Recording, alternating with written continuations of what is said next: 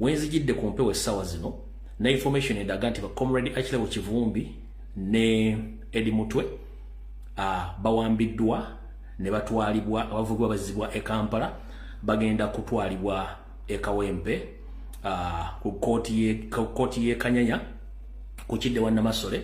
okuba nti ate bagulirwako emisango emirala mu bukyamu ekitali kituufu. Olw'ensonga nti fena tuba document abaloye ba National Platform bateekayo kusaba kwabwe nga baagala bateekayo kusaba kwabwe Comrade bona bawe beero olw'ensonga nti emisango egy'obuvunaanibwa tegiriko mitana magulu era empapula ezo zagendayo ne ziteekebwa omulamuzi naawa olwalengera ku z'omwezi 14 okuwuliriza okusaba kw'abantu baffe nti basobola okuweebwa beero. Era abakedde mu kooti Masaka bakedde bulungi nnyo okuli bannamateeka okuli bannabyabufuzi n'abantu b'e Masaka ne bakeera e Masaka bulungi nnyo okuwuliriza omusango ogwo. Era omulamuzi n'atuuka mu kooti ekooti badde kubyeko bugule era abakomredi baffe ne baleetebwa mu kooti omu ku omu nga basoma omu ku omu okumala okusoma erinnya lye bamusomera omusango ne basoma bail application ye ne bateeka bagenda omweyimirira mpaka bonna bwe baweddeyo. Era baweddeyo omulamuzi n'agamba nti okusinziira ku kusaba ko bataddemu era nga balina eddembe okweyimirirwa abawadde ennaku z'omwezi 22 ye wiiki ejja okuddamu okuwulira okusaba kwabwe oba kukkirizibwa oba tekukkirizibwa. Kati omulamuzi bw'amaze okuwa ensala yeeyo n'agamba nti okusalawo okutuufu kujja kukolebwa nga ennaku z'omwezi 22 omwezi ogw'omunaana buli muntu n'ategeera nti kiwedde naye olw'okuba nti abantu baganda baffe wano Comrade Achille Kivumbi Smart wa Bobby Eddie Mutwe ne gundi ne Comrade munaffe General Gaddafi bwe bamaze okusoma bamaze okusabwa beero omulamuzi baga nti bajja kulya okusaba kwabwe ennaku z'omwezi 22 omwezi ogw'omunaana. Oluvudde awo buli omu abadde amaze okugenda ng'amanyi nti abantu bano babaze mu kooti e Masaka but unfortunately emmotoka zivudde e Kampala nga ziriko obugombe kubaddeko drone n'era emmotoka z'amagye ne bajja ku kooti oba tebazze ku kooti ndowooza bateeze buteezi emmotoka prison mu kkubo ne bajjamu Achille Kivumbi ne bajjamu ne Comrade Eddie Mutwe ne batwala obaggulako emisango emirala mu bitundu by'e Kawempe era essaawa zino mumanyi nti kati emmotoka ziboolekeza ku kooti y'e Kawempe baggulako emisango. Lwaki bakoze ekintu kino? Bakitegeddeko bulungi nti emisango gyonna gye baateeka ku bakomredi yaabo emisango egyo tegiriiyo n'ennaku ze bamaze ku alimanda ziba zimala bulungi nnyo omuntu yenna okumuta n'agenda n'afuna eddembe lye oluvannyuma n'akomawo ng'ajja okwewolereza mu kooti. Buli kimu kyonna kibadde kyetaagisa beero bannamateeka bannabyabufuzi bakiwaddeyo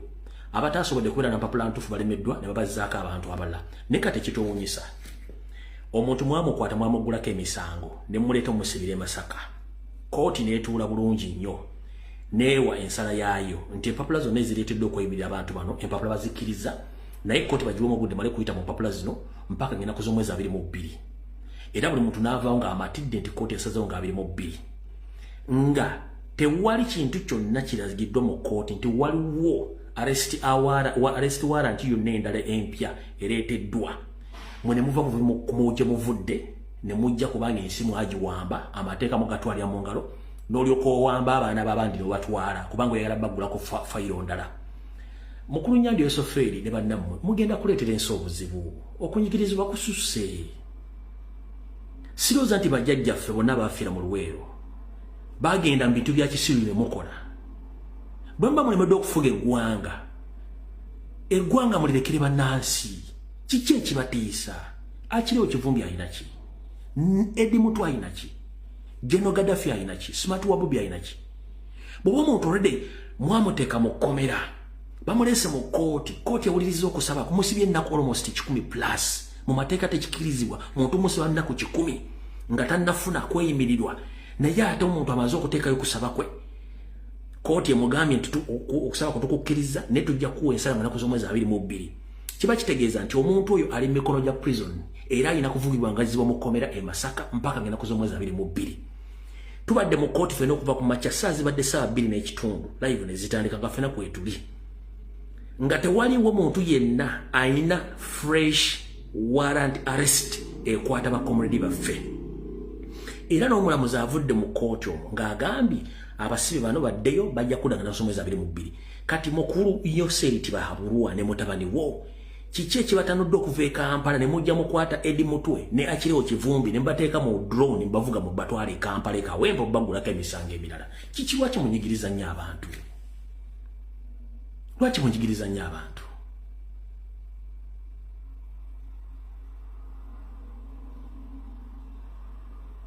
yes baganda baffe bagumeekeriza mubasibye ennaku 10 ku misango egitaliimu ate ojja n'omuwamba bwoba olina omusango omulala leeta arrest warrant ogiteeke mu kooti ogambe nti ono omuntu ono tumwetaaga okusinziira ku musango ABCD si kujja muwamba mwana nze mpulira obusungu waba bintu ebijja tujjako waya tukole ebintu byetandagadde kwogera ku social media n'okubikola mu bikolwa ebya action eno video Museveni egenda kutuukako mutabani w'omuhozi egenda kutuukako egenda mutuukako Salimu Saleno video egenda kutuukako eyo gulu gye wagenda okuwamba batali wammwe gulu waliyo balugwana tekubangako basumaali mwe mutudde mu ntebe zammwe muli ku ssente z'omu ggwanga kwe mugejjedde kwe munyampidde buli kimu kikoze buli muntu yenna avaayo kwogera ku nsonga eziruma ku ggwanga gwe mwagala okutta njagala mutubuulire mu mateeka agali mu Uganda omuntu abanga already ali mu kkooti avunaanibwa omusango n'ateekebwa mu bbaasi ya prison emuzze mu kkomera n'ojja n'omuwamba eryo etteeka baliwandika loda mu constitution eryo etteeka baliwandika mu constitution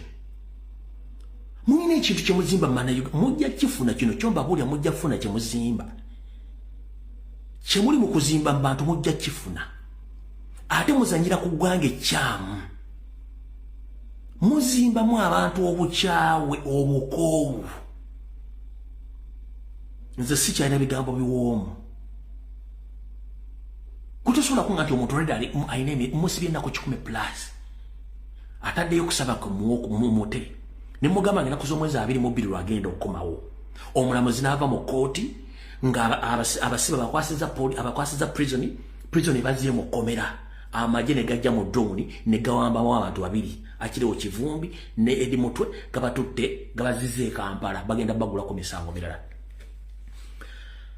Nyando Yosoferi kuno kwoli amanya gange ezerumbuye Salimu Sale kuno kwoli muhozi kuno kwe muli mwete muloza nije mugule mundu muzigula mu ggulu nti tumanyi access yawo abaana bemutulugunya balina famire zaabwe ekizibu ekiriwo nti Seruka mu mayute bakwata ku liri awoloma omuntu ajja kubuuza muze ne arrest warrant empya eva mu kooti eraga nti bano balina emisango oba just mu kidnappings bantu naye baboyi mbabuulira abaana abali mu kkomera bonna bamanyikiddwa publicly muve ku betutamanyi bemuwawa bemwatta ku baana abo bonna bamanyikiddwa bali mu makomera aba national platform kabatande kufireko mu kkomera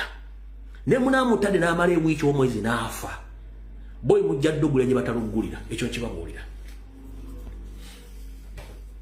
mugenda kuwaliriza abantu okugenda okunoonya emmundu bagende mu nsiko wadde ensiko mwagisaawa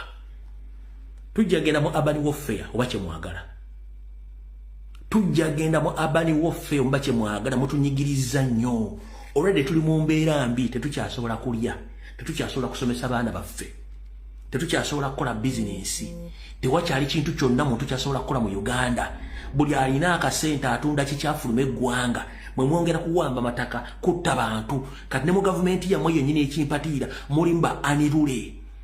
ng'amagye tegakyabasobola poliisi tekyabasobola n'amateeka tegakyabasobola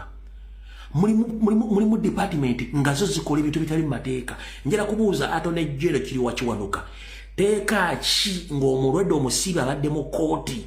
ne bamukwasa prison yemutwale addeyo mu kooti mpaka nga 22 amagye ne poliisi ne bajja ne drone ne bamuwamba ne bamutwala mu kooti endala kiri mu teeka ki mugenda tuwaliriza okunoonya emmundu tugezezaako okwekuuma obusungu obutayogera bigambo bikambwe tugezezaako okuuma empisa obutatusindika mu kintu kyemwagala tukole baboyi mbalayirira muli abanyarwanda batawera miliyoni abali mu gavumenti batulugunya bannayuganda obukadde na 9 luli abaganda babakuuma let me tell you this openly teriyo area mu Uganda ekyasobola kukuuma munyarwanda nchiddamu eno video moja teriyo area singa abaluka olutalo mu Uganda teri area egenda kuddamu okuma mu Nyarwanda oba okuma omuntu yirabadde mu government bwe tuba tusaze tusobola okujja genda mu action nchibu teri muntu agenda kuddamu kukkiriza mu kamanyiro kamwe kasusse gwera mujja mu nsi yaffe ne mugiwamba ne mutandika okwagala okuwandika history ng'atandikira ku mmwe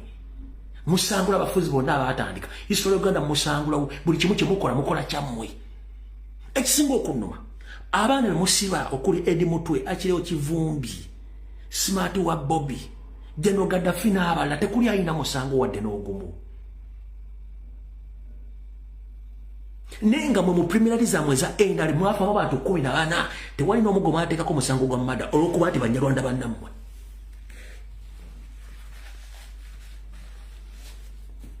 mu preliminary za endali mukuno okuliwo mwafiramu abantu 14 emmotoka ne bazoocha olwokuba nti Banyarwanda bannammwe temuli wadde muntu gumwanvunana mada ekitegeeza nti Bannayuganda bafiira bwere mu bintu byammwe bano abaana batalina dde omusango wadde ekintu kyonna tukulira mu muntu lugi nembateeka mu kkomera nga bavuna emisango gy'ekisiru muwambye baaki ladies and gentlemen njala bategeeza bakatuuka mwenna mwakedde ku kooti e Masaka nga mukimanyi bulungi bakomere efe baleeta but unfortunately emisango olumaze oteekayo beera application zaabwe njagala bategeeza bana Uganda mwenna comrade akireo Kivumbi ne Edi Mutwe amaje nga gali mu drone gazze ne gabawamba ku basirikale ba prison n'abavuga ne babatwale Kampala babolekeza Kawempe Kawempe ku Kyekanyanya gye babatuto bagulako emisango emira gye tutamanyi lwaki bagenda bagulako emisango 1 bakimenti emisango gye bagulako emisaka tegina bujulizi era n'abajulizi tebaliyo era bakimenderize possibility nti omulamuzi w'e Masaka ngabiri mubbi yayinza obbata kati bo kye baagala kukwata abantu babateekeko emisango emira baleme kuvaayo jjukira tugenda mu kulonda njagala okkiriziganye nange bwe tubadde mu kooti Masaka omulamuzi oyo abadde ayambadde kashaliya ng'akambadde bulungi nnyo toni y'engeri gy'abadde ayogeramu abadde asoundinga aggressive nnyo nga talinamu wadde mmase bw'abadde ayogera mwena abadde mu kooti mwena abadde online omulamuzi omubadde muli abadde asoundinga nnyo ng'ali aggressive nga talinamu mmase mu bintu by'ayogera nze ne kindeetera okulowooza nga nze ng'omuntu eno my personal opinion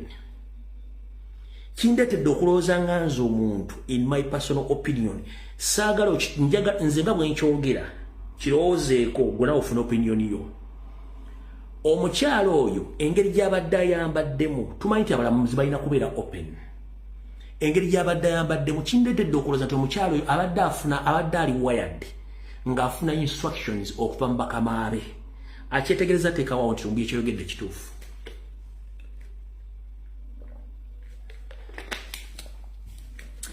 mujjukira omusango gwa Richard Karokiza Besigye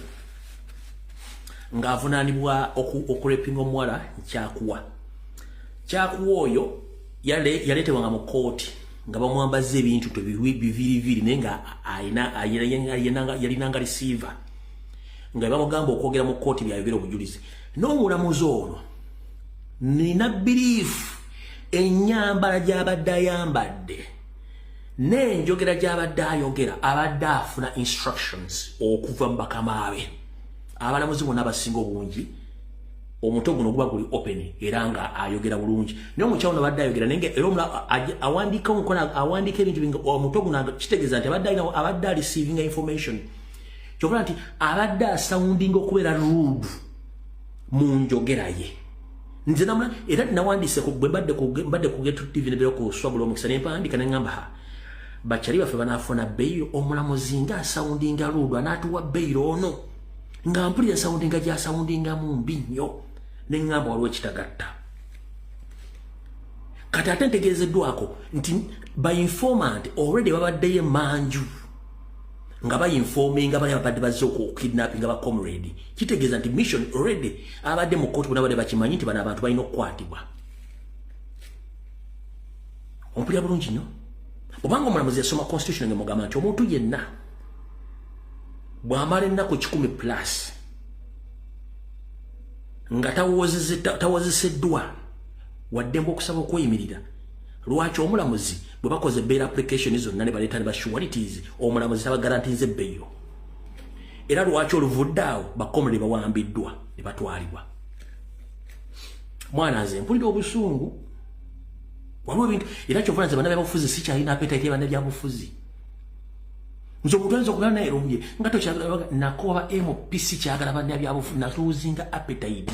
Era gwe komode akubira esimu nga munaye nyamba lwaki nyinso promotinga na losing appetite y'abannabyabufuzi.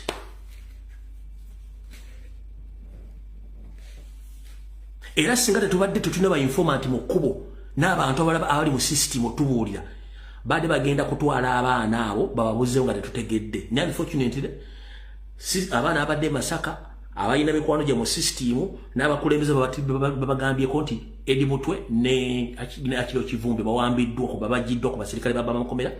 baleeteddeo Kampala ekawumbi bagulweko emisango emirala. Kati unfortunately mugenda kulya emisango gye bagenda obbagulako nga mipya nnyo tegikwatagana gye Masaka. Then kati bagambe nti babatutukuba kati kyebaagala baagala batwala mu apa prison ewali nkiddamu baagala baggulako misango babatwale mu apa prison ewali Bobby Yanga kyebaagala obbakola kati kino nkiddamu mujja kiwulirako baagala baggulako misango babatwale mu apa prison waggulu eruzira apa prison yanjawulo nnyo nagala ne department la mukomero kati kyebaagala kuba bategedde nti omulamuzi osobola obba beyiro nga 22 kati bano basazeewo baawule kubanga bakimanyi nti bano ba bodyguard ba president kati bo kyebakoze obbawamba. So I'm here to inform the international community that we have a big problem in Uganda as we speak right now. Today we had a court hearing in the High Court in Masaka whereby our comrades Akileo Kivumbi, Edi Mutwe, Smartwa Bobby and General Gaddafi, whereby their lawyers they applied for bail application today, which was allowed, but unfortunately the judge informed their lawyers that their bail application will be heard on the 22nd of August 2025. After a few hours later, some operative from Kampala, they raided the court immediately. They arrested or they kidnapped Akileo Kivumbi and Edi Mutwe, and they were driven away from Masaka up to Kampala right now. As we speak, they might be somewhere in Kawempe with other charges await them, because their mission is to put more charges against those two so that they can't appear anywhere during the 22nd court bail hearing for both 4 comrades or 5 comrades who were charged in Masaka court. So as we speak right now, Akileo Kivumbi, Edi Mutwe, they have been kidnapped by security operative and they were driven away from Masaka to Kampala. But according to reliable sources, they were taken to Kawempe police station. From Kawempe police station, they will be taken to Kanyanya court, so that they're going to be charged on several charges. So we are waiting the outcome, but their plan is they are going to place more charges against Edi Mutwe and Akileo Kivumbi so that they end up in the upper prison in Ruzira. That's what is taking place right now, but that is out of law, because according to what we know, that these are our comrades, those 4 or 5 of them, they were charged in Masaka. According to the law, when someone appears in court and the court get dismissed, that means that someone is taken back to the prison where he came from. But unfortunately, after the court sitting, after the court hearing, security operatives from nowhere, they came directly and kidnapped our comrades and driven out back to Kampala without informing their family, without informing the court, without informing the Masaka police. As you know that we are facing the serious situation in Uganda, that kidnapping, torture is taking place in Uganda, and there are so many Ugandans who are suffering under the hands of security organs, more especially CI, that's the hands of internal security organizations, that is ISO, and CMY, now it's called DS, and other military barracks, including the one which is situated in Tebe, operated by Museveni's son, that is Kayonugaba, that is Katabi military SFC barracks, whereby most of the NUP supporters that kept there under the supervision or surveillance of Muhoozi Kainerugaba, busy torturing Ugandans because they want to scare off them from participating in the forthcoming election. So I wanted to inform the international community that our two comrades, Achille Chivumbi and Eddie Mutwe, that have been kidnapped from Masaka to Kampala. So mutegedde bulungi nnyo zeze ensonga. Nekino njala kibagamba nze nganzo omukati. Ndabika natira okubaluka omutwe. Kubanga eno injustice egenda maaso. Sikiriziganya nayo. Bomegge nnyo ate tuluma. Bomegge nnyo tuluma kubanga tosobola kungamba nti omuntu omusibye ennaku 10 wamutulugunya wamujjamu engoye n'omukola ebitakolebwa musajja munno n'omunyiga n'obulimbaawa kooti ne mulagira agenda afuna obujjanjabi gwe tonamukiiza afuna bujjanjabi kooti etudde tolese arrest warrant wabula mukidnappinze omututte omutekeko emisango emirala mbadde mbawannyo security alert wiiki eno yonna mbadde mbawa security mwegendereze nnyo security alert zembawa ate nazira bakogenda ku Facebook sina zijjayo ne ku YouTube gyeziri gendo gobere security alert zembadde mbawezo ebintu bimbaga byonna biri mu kugenda bigenda maaso kati otogerero lwaleero okuvalana kubye ebife byenjawulo gye bali batutta abaana bano abageto structures okubatendeka obuyeekera batandise bajja mu bitundu nga bakyusa nga baagala kuteeka ewantu gye bagenda okuteeka ekintu kino nga kiri kimu bakendeeze kubanga ntegeddeko tubalimaze okufuluma information no wiiki eno bandamawulire bangi abasoma investigation journalist ne bantu ba citizen concerned badde batandise okugenda okunoonyeza mu bitundu ebijja byonna byogeddeko ne bagenza okutuukayo ng'abantu bano babajjeeyo kyentegeddeko nti kati baagala bateeka mukono n'emabira bwe baagala okustensioninga kampu z'abaana bagenda okufuula abayeekera bajje balumiriza ennoopu nabagambyeko ekyekawumu ku faamu ya Museveni ne mbagamba abaana abaliwe bajje Kawempe ne mbaga Farida Nabe muzanyo guno agulimu abaana bali babasasula milioni b'ekyanzi kati bafunemu kitundu nabo bajje ne propaganda wabone blackmail kati ebintu bino nabalaze jjo oyo Major Emma Kutesa Damule Christopher n'abaana bali mu mission eno ekigendwa kyabwe kyonna kyakunafuya president bamale bamukwate kubanga tebaagala ajje ku ballot paper ngabo nabasabye wiiki eno muleka abantu bonna bagende bajje nomination forms ne banabira 300 that is it oyo dictator bwakola ne banabira 300 nga baze ku ballot paper ikyagala ayagala kola akapapula nga kawanvu otwala obudde ng'olimu kunoonya Kyagulanyi ali ludda wa kubanga you already ajja kuba ali waggulu wa Kyagulanyi ye kyagala okukola oba okufuna omuntu afaanagana amanya ga Kyagulanyi amuteekeko kitegeeza nti abakendeeza abantu budde batwala okunoonya omuntu omu gwe baagala batwala obudde nga banoonya ani yaani ekyo bagenda kukikola so bakadde baza n'okuwera 300 nibagenda kujja ku ballot paper ninjala baga ekigambo kimu temutya mubeere bagumu naye nze nga nze omu ntandise okwogera kitegeeza emirimu bano abasajja tebagenda giwulira n'akaluke tugenda mubagenda kukola buli kye baagala kati njala tegeeza Christopher Damule n'oyo Major Emma Kutesa abaana mwabajje gye mwadde mubatadde mu kampu ez'enjawulo mwadde mubatendekera obuyeekera mubatadde bitundu by'emukono ne mumabira kye mwagala okukola abaana bano mubajja mu bitundu bino eby'enjawulo wano mubajja mu Katanga mubajja Nankulabye mubajja Ekatwe mubajja Ekibuye mubajja Nateete kati abasinga obungi mubajje ne ku myala gye Nakivubu okuva eri Kagugube ne kugenda mpaka ku Saya Queen abaana bonna abaira mu ghetto z'omu Kisenyi bonna mwabasombayo kyovula oba weetegereze ennyo abaana abo bonna boogera ffa tekuli asobola kwogera nsonga kubanga babatuuza n'obawa akasente n'ababulira ebiboozi ne bajja okwogera ebigambo ebyo so nno mutegedde bulungi nnyo njagadde otegeeza Emma Kutesa neddamulira nsomulidde bannayuganda gye mujja abaana mugenda otwala mubuyeekera mutandika okwagala okusiba kyago naye mumala biseera ensi etegedde kubanga buno bakanze mbuwaayo direct sana kyentya nzize misana kubanga njagadde okwisa breaking news etegeeza nti comrade Ekirawo Kivumbi ne Edi Mutwe bawambiddwa ku mudumu gwa Mundu ne baleetebwa e Kampala bagulweko emisango emirala naye nze kino kibabulira Museveni mutandise okutiginya amajute mayibo onyigiriza nnyo ennyindo gireeta omusiru mulowooza ne bwe mumanyi okuba emmundu abantu bangi bamanyi emmundu bwe munaalasa nimugenda kufugira bannayuganda ku mudugumu gw'emmundu baana bayagala obuyinza okwejjako effogabbi bajja kukwata emmundu ekyo mbasuubiza ekyo mugende nga mukimanyi mwagala kunyiya abantu kalu ne munaabanyiya akalufu sife katagala kindi bantu bangi baagala change ne ebintu by'okuwamba abantu n'okutulugunya bikomye so njagadde akatambi kano kakole mbategeze publicly nti abantu bano bawambye Eddie Mutwe bawambye Kireo Kivumbi babatutte kubagulako misango mirala tubasabire mutambuza akatambi kano katambule ensi yonna saagala kulwawo olw'ensonga nti obudde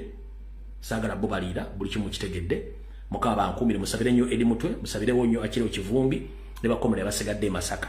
kuba nkimanyi kati state epulaninga bateekako misango mirala never ya main aim is to blackmail Robert Kyagulanyi Ssentamu aleme kulabika ku ballot paper nabagambye bonna opposition ababera bonna aba opposition bonna mission ekwata Kyagulanyi bagimanyi nkiddamu bonna bemuyita opposition bonna mission ekwata Kyagulanyi bagimanyi bulungi nnyo tobakulya ssente kino kiddamu bonna bayita opposition mu Uganda mission ekwata Kyagulanyi botamukiza kugenda ku ballot paper bagimanyi era babaservinga information bakimanyi bulungi nnyo mumukyetegereze nga boogera bamanyi kigenda maaso